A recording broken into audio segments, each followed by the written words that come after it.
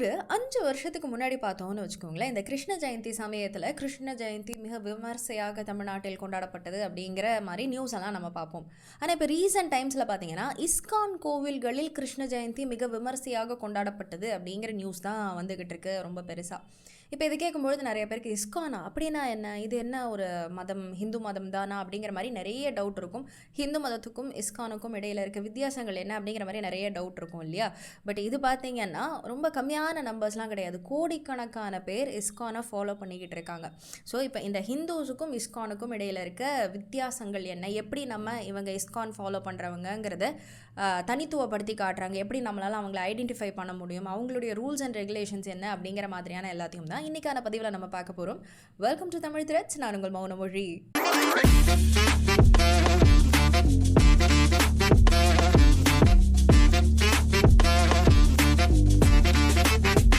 முதல்ல இந்த இஸ்கானுடைய full form என்ன அப்படிங்கிறத பார்த்துடலாம். International society for Krishna consciousness. இப்போ இந்த கிருஷ்ணாங்கிற பெயர் வந்ததுமே தெரிஞ்சிருக்கும். இஸ்கானுடைய முழு முதற் கடவுள்னு பார்த்தீங்கன்னா கிருஷ்ணர் தான். இவங்க எல்லாரும் கிருஷ்ணரை தான் வழிபடுவாங்க. இதனுடைய ஹெட் குவார்ட்டர்ஸ் எங்கே இருக்குது அப்படின்னு பார்த்தீங்கன்னா பெங்காலில் இருக்குது. கரெக்ட். நார்த் இந்தியாவில் தான் இந்த ஒரு இயக்கம் அப்படிங்கிறது ஆரிஜினேட் ஆச்சு. இதனுடைய ஃபவுண்டர் பார்த்தீங்கன்னா சுவாமி பிரபுபாதா. இவர் ஒரு பெரிய ஃபிலாசபர் அண்ட் ஸ்பிரிச்சுவல் லீடர். சரி, இப்போ நம்ம கதைக்குள்ளே போயிடலாம். 1896 அபய சரண்டே வெஸ்ட் பெங்காலில் பிறக்கிறாரு. இவருடைய அம்மா அப்பா பார்த்தீங்கன்னா தீவிரமான கிருஷ்ண பக்தர்கள். இப்போ இவர் யாருன்னா, இவங்க வந்துட்டு சைதன்ய மகாபிரபுவனுடைய ஹெரிடிட்ரியை ஃபாலோ பண்ணி வந்த ஃபாலோவர்ஸ் அப்படின்னு சொல்லிட்டு சொல்கிறாங்க.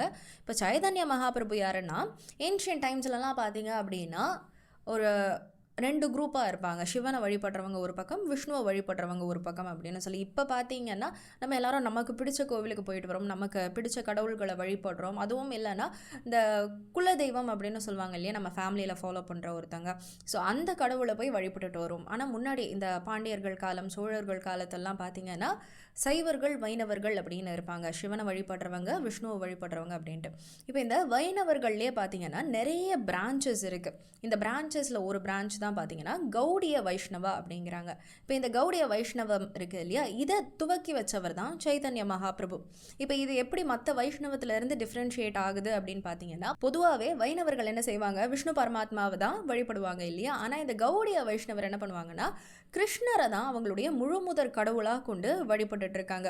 பொதுவாகவே இப்போ இந்த வைணவத்தில் பார்த்தீங்க அப்படின்னா அந்த கேஸ்டில் இருக்கிறவங்க மட்டும்தான் அதனுடைய அந்த ரிச்சுவல்ஸ்லாம் இருக்கும் இல்லையா, அதை ப்ராக்டிஸ் பண்ணவங்க மட்டும்தான் அந்த கோவில்களில் அர்ச்சகர்களாக இருக்கிறது அப்படிங்கிற மாதிரி இருக்கும். ஆனால் கௌடிய வைஷ்ணவத்தை பொறுத்த வரைக்கும் நீங்கள் எந்த ஜாதியை சேர்ந்தவர்களாக இருந்தாலும் சரி, எந்த மதத்தை சேர்ந்தவங்களாக இருந்தாலும் கூட சரி, நீங்கள் கிருஷ்ணரை வழிபடுறீங்க, கிருஷ்ணரை நம்பி இருக்கீங்க அப்படின்னா நீங்கள் கௌடிய வைஷ்ணவர் தான் அப்படிங்கிறத சொல்கிறாரு. இப்போ இவங்களுடைய வழிபாடுன்னு பார்த்தீங்கன்னா நார்மலாக கோவிலுக்கு போய் வழிபடுறது மட்டும் இல்லாமல் கீர்த்தனைகள் பாடுறது, பரவச நிலையில் போய் டான்ஸ் ஆடுறது, மக்களோட மக்களாக சேர்ந்து இந்த கௌடிய வைஷ்ணவத்தை கொண்டாடுறதுங்கிற மாதிரியெல்லாம் பண்ணிகிட்டு இருந்ததுனால இவங்களுடைய நோக்கம் கொஞ்சம் கொஞ்சமாக நிறைவேற ஆரம்பிக்குது.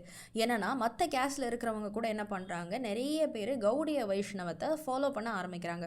ஸோ சைதன்ய மகாபிரபுவினுடைய பாத்தை ஃபாலோ பண்ணி கௌடிய வைஷ்ணவம் அப்படிங்கிறது கொஞ்சம் கொஞ்சமாக ஸ்ப்ரெட் ஆக ஆரம்பிக்குது. நிறைய பேர் இதை ஃபாலோ பண்ண ஆரம்பிக்கிறாங்க. இப்போ இவருடைய காலம் அப்படின்னு பார்த்தீங்கன்னா 1486 இருந்து 1533 வரைக்கும். அப்போ இருந்த ஹிஸ்ட்ரி நமக்கே தெரியும்.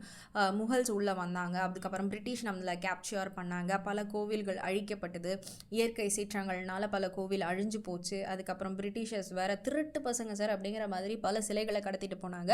இப்படி கொஞ்சம் கொஞ்சமாக இந்த கௌடிய வைஷ்ணவம் அப்படிங்கிறது அழிய ஆரம்பிக்குது. ரொம்ப சொற்பமான எண்ணிக்கையில் எங்கேயோ ஒருத்தங்க தான் இதை ப்ராக்டிஸ் பண்ணிட்டு இருந்தாங்க. இப்போ தான் 1896 அபய சரண்டே சுவாமி பிரபுபாதா பிறக்கிறாரு. அவருடைய அம்மா அப்பா பயங்கரமான கிருஷ்ண டிவோட்டி. இவருமே வளரும் போதுல இருந்து கிருஷ்ணரை தான் வழிபட்டுக்கிட்டே வராரு. அவருடைய மிட் 20s பக்தி சித்தாந்த சரஸ்வதி தாக்கூரை மீட் பண்ணுறாரு. இவர் யாருன்னு பார்த்தீங்கன்னா ஒரு கௌடிய வைஷ்ணவர். நம்ம சொன்னோம் இல்லையா, ரொம்ப சொற்பமான எண்ணிக்கையில் தான் அங்கங்கே ஃபாலோ பண்ணிட்டு இருந்தாங்கன்னு சொல்லி. அதில் ஒருத்தர் தான் இந்த பக்தி சித்தாந்த சரஸ்வதி தாக்கூர். ஸோ இவர்கிட்ட ஒரு சீடராக போய் ஜாயின் பண்ணுறாரு. இப்போ ஸ்டார்டிங்கில் பார்த்தீங்கன்னா சாதாரண ஒரு சீடராக தான் ஜாயின் பண்ணுறாரு. அதுக்கப்புறம் இந்த கௌடிய வைஷ்ணவத்தில் இருக்க ரூல்ஸ் அண்ட் ரெகுலேஷன்ஸ், அதில் இருக்க ப்ராக்டிசஸ் எல்லாத்தையுமே கற்றுக்கிட்டு தீட்சையும் வாங்குறாரு. இப்போ இந்த தீட்சை அப்படிங்கிறது யாருக்கு தருவாங்கன்னா, இப்போ நம்ம படிக்கிறதுல பார்த்தீங்கன்னா PhD வாங்குறோம் இல்லையா, அந்த மாதிரி ஒரு ஸ்பிரிச்சுவல் பாத்தில் குருவினுடைய வழிகாட்டுதலில் ஒருத்தங்க பக்குவம் அடைகிறாங்க, எல்லாத்தையும் கற்றுக்கிட்டாங்க அப்படின்னா அவங்களுக்கு தீட்சை தீட்சை அப்படிங்கிறது கொடுப்பாங்க. அப்படி 1933 சுவாமி பிரபுபாதா தீட்சை வாங்குறாரு. 1959 சன்னியாசம் வாங்குறாரு. தன்னுடைய குருவினுடைய எண்ணத்துக்கு ஏற்ற மாதிரியே கௌடிய வைஷ்ணவத்தை உலகம் முழுக்க நம்ம ஸ்ப்ரெட் பண்ணணும் அப்படிங்கிற ஒரு ஏமோட அவருடைய லைஃபை ஸ்டார்ட் பண்ணுறாரு. அப்போ அவருடைய வயசு பார்த்தீங்கன்னா 69. ஒரு 50 ரூபாயை மட்டும் எடுத்துக்கிட்டு இங்கேருந்து அவர் குரு சொன்ன விஷயத்தை நிறைவேற்றணும், கௌடிய வைஷ்ணவத்தை எல்லாருக்கும் தெரிய வைக்கணும், பரப்பணும் அப்படிங்கிறதுக்காக ஒரு ஷிப் ஏறி அமெரிக்காவுக்கு போய் முதல்ல சேர்றாரு. அங்கே போனதுக்கப்புறம் அவருடைய வாழ்க்கை அப்படிங்கிறது ரொம்ப மோசமாக இருக்குது, நிறையவே கஷ்டப்படுறாரு. ஸோ அங்கே அவருடைய வாழ்க்கையை நகர்த்தணும் இல்லையா, அதுக்கு என்ன பண்ணுறாரு, இவர் நல்லா குக் பண்ணுவார். அதனால் அங்கே இருக்க அமெரிக்கன்ஸ்க்கு சமைச்சு கொடுக்க ஆரம்பிக்கிறாரு. இந்த சமைக்கிற வேலைகள்லாம் போக மற்ற நேரங்களில் பார்த்தீங்கன்னா இந்த கீர்த்தனைகள் பாடுறது, பகவத்கீதை படிக்கிறதுங்கிற மாதிரியான விஷயங்களே செஞ்சிட்ருக்கார். இப்போ இவருக்கு தங்குறதுக்கு இடம் கொடுத்த அமெரிக்கன்ஸ் என்ன பண்ணுறாங்க, நீங்கள் என்ன பண்ணுறீங்க, என்னது இது அப்படிங்கிற மாதிரி கேட்கும்பொழுது அப்போ தான் அவர் எதுக்காக அமெரிக்கா வந்தாரோ அந்த விஷயத்தில் ஈடுபட ஆரம்பிக்கிறாரு. கௌடிய வைஷ்ணவத்தை பற்றி அங்கே இருக்க அமெரிக்கன்ஸுக்கு சொல்ல ஆரம்பிக்கிறாரு. வெறும் 2 பேர் தான் முதல்ல கேட்குறாங்க, அதுக்கப்புறம் அது 4 பேர் ஆகுது, ஒரு குரூப்பாக மாறுறாங்க, அதுக்கப்புறம் ஒரு பெரிய கம்யூனிட்டியாக மாறுறாங்க. இப்போ நம்ம இதை வெறும் ஒரு 2 லைனில் ஈஸியாக சொல்லி முடிச்சுடுறோம். ஆனால் இந்த லெவலுக்கு கூட்டிகிட்டு போகிறது அவ்வளவு ஈஸியான விஷயமா இல்லை. ஏன்னா அந்த சமயத்தில் பார்த்தீங்கன்னா அப்போ தான் நமக்கு இண்டிபெண்டன்ஸ் கிடச்சிருந்தது. அப்போ யோசிச்சு பாருங்கள், அமெரிக்கன்ஸ் எப்படி இந்தியன்ஸை நடத்துவாங்க அப்படின்னு சொல்லி ரொம்ப கஷ்டப்பட்டு அவருடைய பொறுமைக்கும் அவருடைய பக்திக்கும் கிடைச்ச ஒரு பலனா 1966 முதல் இஸ்கான் டெம்பிள் நியூயார்க் சிட்டியில் உருவாகுது. இப்போ இதுக்கப்புறம் இந்த ஃபாலோவர்ஸ் என்ன பண்ணுறாங்க, ஃபாலோவர்ஸ் இதை பற்றி ஸ்ப்ரெட் பண்ணுறாங்க, நிறைய டொனேஷன்ஸ் அப்படிங்கிறதெல்லாம் வருது. ஸோ இந்த டொனேஷன்ஸ் எல்லாத்தையும் வச்சு இப்போது உலகம் முழுக்க, இந்தியாவும் சேர்த்து உலகம் முழுக்க 800 கோவில்கள், இஸ்கான் கோவில்கள் இருக்குது. எங்கெங்கெல்லாம் பார்த்தீங்கன்னா US, UK, China, Africa, Australia, south America, இந்த மாதிரி நிறைய இடங்கள்ல இருக்குது. அது மட்டும் இல்லாமல் அண்டார்டிகாவில் கூட கோவிலாக கிடையாது, ஆனால் இந்த பஜன் அண்ட் மெடிடேஷன் சென்டராக இருக்குது. இப்போ இதனுடைய ஹிஸ்ட்ரியை நம்ம பார்த்துட்டோம். ஆனால் இவங்க எல்லாரும் ஹிந்துஸ் தானே, எதனால் இவங்களை இஸ்கான்னு தனியாக சொல்கிறோம் அப்படின்னா, ஹிந்துக்களுக்கும் இஸ்கானுக்கும் இடையில் நிறைய வித்தியாசங்கள் இருக்குது. அவங்க ப்ராக்டிஸ் பண்ணுற விஷயங்கள் எல்லாமே வித்தியாசமாக இருக்கும். அது என்னன்னு பார்த்துடலாம். முதல் விஷயம் என்ன அப்படின்னா, இவங்க வழிபடுற முழுமுதற் கடவுள் இருக்காங்க இல்லையா, அவங்கள கிருஷ்ணர் மட்டும்தான் வழிபடுவாங்க. என்னதான் இவர் விஷ்ணுவுடைய அவதாரமாக இருந்தாலுமே கிருஷ்ணரை மட்டும்தான் வழிபடுவாங்க. அதே மாதிரி அவங்க தீபாவளியை கொண்டாட மாட்டாங்க, கிருஷ்ண ஜெயந்தி தான் கொண்டாடுவாங்க. அதுக்கப்புறம் ராதாஷ்டமி, நரசிம்ம ஜெயந்தி, அதுக்கப்புறம் இந்த இஸ்கானில் இருக்க குருமார்கள் இருக்காங்க இல்லையா, அவங்களுடைய பிறந்த நாட்களை மட்டும்தான் கொண்டாடுவாங்க. ரெண்டாவது, இவங்க எல்லாருமே லாக்டோ வெஜிடேரியன்ஸ். அப்படின்னா இந்த பால், தயிர், வெண்ணெய் இதிலேருந்து வர உணவுகள்லாம் இருக்குல்ல, இந்த உணவுகள் மட்டும்தான் சாப்பிடுவாங்க. அதே மாதிரி இந்த எந்தெந்த காய்கறிகள் இவங்க சாப்பிட மாட்டாங்க அப்படின்னா, இந்த மஷ்ரூம்ஸு, வெங்காயம், பூண்டு, அப்புறம் இந்த மசூர் தால் சொல்லுவோம் இல்லையா, இந்த மாதிரியான ஐட்டம்ஸ்லாம் இவங்க சாப்பிட மாட்டாங்க. என்னது வெங்காயம் பூண்டுலாம் இல்லாமல் ஒரு சாப்பாடு அப்படின்னா, எப்படி ஜெயின்ஸ் இந்த மாதிரி ரூட் ஃபுட்ஸ் எல்லாம் சாப்பிட மாட்டாங்களோ அதே மாதிரி இவங்களுமே இந்த ரூட் ஃபுட்ஸ் எல்லாம் சாப்பிட மாட்டாங்க. இப்போது எதெல்லாம் இஸ்கானில் பேண்ட் அப்படின்னு பார்த்தீங்கன்னா, இதெல்லாம் அவங்க சுத்தமாக சாப்பிட மாட்டாங்கன்னா, கண்டிப்பாக மீட் சாப்பிடக்கூடாது. எந்த வகையான மீட்டாக இருந்தாலும் சரி அவங்க அதை சாப்பிடக்கூடாது. அதுக்கப்புறம் இந்த டீ, காஃபி, சுகர் இந்த மாதிரியான அடிக்டிவ் ஐட்டம்ஸ்லாம் இருக்கும் இல்லையா, அதை அவங்க எதுவுமே சாப்பிடக்கூடாது. அண்ட் வெளியே இருந்து இந்த ரெஸ்டாரண்ட்டில், ஹோட்டல்ஸில் போய் சாப்பிட்றது இந்த மாதிரிலாம் அவங்க சாப்பிடவே மாட்டாங்களாம். அவங்க சாப்பிட்றது வீட்லேயே குக் பண்ணி ஒரு விருந்து மாதிரி சமைச்சு அதை கிருஷ்ணருக்கு படைச்சதுக்கு அப்புறம் பிரசாதமாக சாப்பிடுவாங்களாம். அது லஞ்சாக இருந்தாலும் சரி, பிரேக்ஃபாஸ்ட்டாக இருந்தாலும் சரி, டின்னராக இருந்தாலும் சரி, எல்லா சமயங்கள்லையுமே அவங்களுடைய கடவுளுக்கு படைச்சிட்டு அதுக்கப்புறம் தான் சாப்பிடுவாங்களாம். அதுவும் போக இந்த இஸ்கான் கோவில் அவர் இந்த கிருஷ்ணர் கோவில்லாம் இருக்கும் இல்லையா, அதில் கிடைக்கிற பிரசாதங்களை அவங்க சாப்பிடுவாங்களாம்.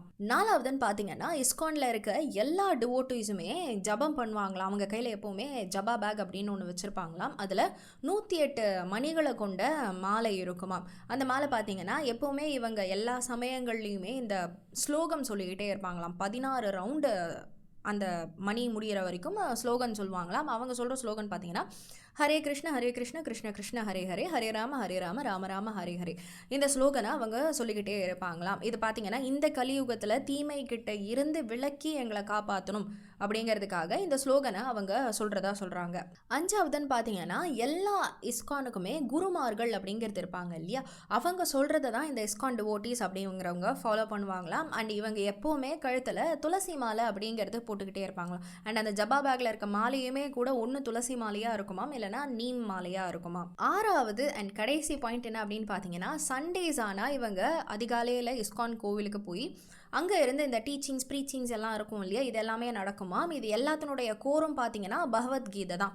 அங்கே போனதுக்கப்புறம் அந்த ப்ரீச்சிங்ஸ்லாம் அட்டென்ட் பண்ணுவாங்க. அதுக்கப்புறம் இந்த பஜனை பாடுறது அண்ட் டான்ஸ் ஆடுறது மாதிரியெல்லாம் பண்ணுவாங்க. அங்கே இருக்க பிரசாதங்கள் சாப்பிட்றது மாதிரி அவங்களுடைய சண்டேஸ் அப்படிங்கிறது இப்படி தான் போகும். நார்மலாக நமக்கெல்லாம் பார்த்தீங்கன்னா ஒரு 10 மணிக்கு எழுந்துப்போம். அதுக்கப்புறம் படத்துக்கு போகலாமா மாலுக்கு போகலாமா அப்படிங்கிற ஒரு டிஸ்கஷன் கன்ஃபியூஷன்லேயே போயிடும். ஆனால் இங்கே இஸ்கான் டிவோட்டீஸுக்கு பார்த்தீங்கன்னா அதிகாலையிலே அவங்களுடைய காலை அப்படிங்கிறது ஆரம்பிச்சிடும். அதுக்கப்புறம் கோயிலில் போய் அவங்களுடைய வேலைகள் எல்லாம் செஞ்சு முடிச்சதுக்கப்புறம் வீட்டுக்கு வந்துட்டு மறுபடியும் கடவுளுக்கு படைச்சிட்டு சாப்பாடு அப்படிங்கிறத சாப்பிடுவாங்களாம். சரி, ஓகே. இப்போ நம்ம நிறைய விஷயங்கள் இஸ்கானை பற்றி பார்த்தோம். ஆனால் இதையும் தாண்டி இன்டெப்த்தான விஷயங்கள் நிறைய இருக்குது. இவங்க எதனால் டிஃப்ரெண்ட்டாக இருந்தாலும் எதனால் நெத்தியில் திலகம் சூடிட்டு இருக்காங்க, பெரிய இஸ்கான் டெம்பிள் எங்கே இருக்குது, இவங்களுடைய கோர் ஐடியாலஜிஸ் என்ன அப்படின்னு நிறைய விஷயங்கள் இஸ்கானுக்குள்ளே இருக்குது. அதை பற்றியெல்லாம் தெரிஞ்சுக்கணும் அப்படின்னா கமெண்ட்ஸில் சொல்லுங்கள், இன்னொரு பதிவாக பண்ணி போடலாம். அண்ட் உங்களுக்கு தெரிஞ்ச ஃப்ரெண்ட்ஸ் யாராவது இஸ்கான் ஃபாலோ பண்ணுறாங்க அப்படின்னா அவங்களுக்கு இந்த பதிவை ஷேர் பண்ணுங்கள். அண்ட் இஸ்கானை பற்றி உங்களுக்கு வேறு ஏதாவது தெரியும் அப்படின்னா இன்ட்ரெஸ்டிங்கான விஷயங்கள் அதையும் கமெண்ட்ஸில் சொல்லுங்கள். நாங்களும் தெரிஞ்சுப்போம், பார்க்குறவங்களும் தெரிஞ்சுப்பாங்க. இன்னொரு பதிவில் பார்க்கலாம். கேட்டதற்கு நன்றி.